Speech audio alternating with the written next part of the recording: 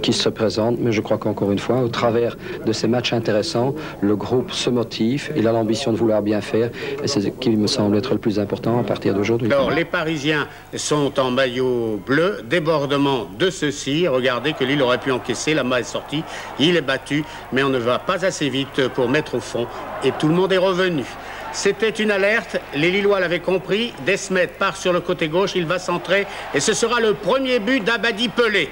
Regardez, il a le temps, bien enlevé, il est tout seul, le gardien ne peut rien faire.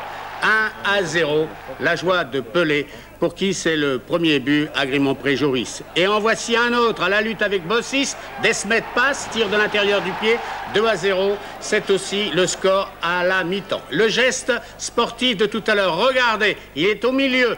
Il lève la balle par-dessus tout le monde et arrive avant le gardien qui est sorti pour centrer. Alors là, si ce but avait été marqué, on l'aurait vu partout comme le but de la semaine. Il n'en est rien, mais Lille avait besoin d'un troisième but. Monsieur Lartigot, l'arbitre saint-quentinois, alors que l'on revoit ici l'action de Pelé, on va garder ça dans les archives, Michel, eh bien, qui n'est pas marqué par Angloma, qui a mis sur le montant. Vraiment, c'était la seule chose qu'il ne fallait pas faire, mais Angloma a été avec Pelé le meilleur joueur. Et puis sur ce centre, une faute, M. Lartigot l'a vu, il n'y avait pas danger de but, mais c'est quand même un penalty que Vandenberg va s'empresser de transformer. Et Lille va beaucoup mieux, comme le dit Georges Hélens. L'apport d'Abadi Pelé nous a fait énormément de bien et il est peut-être dommage aujourd'hui de se dire qu'il est venu seulement après 11 matchs. Il serait venu peut-être un peu plus tôt. Nous aurions peut-être été plus riches en points.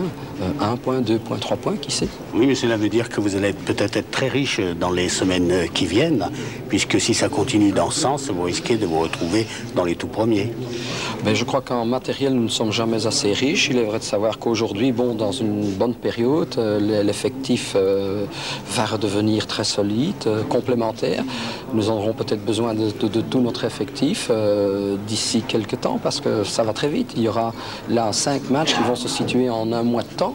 Il reste un mois de compétition, 5 matchs à nouveau, des matchs très difficiles contre des équipes à vocation européenne. Donc il faudra être encore une fois très vigilant et essayer de faire tourner notre effectif.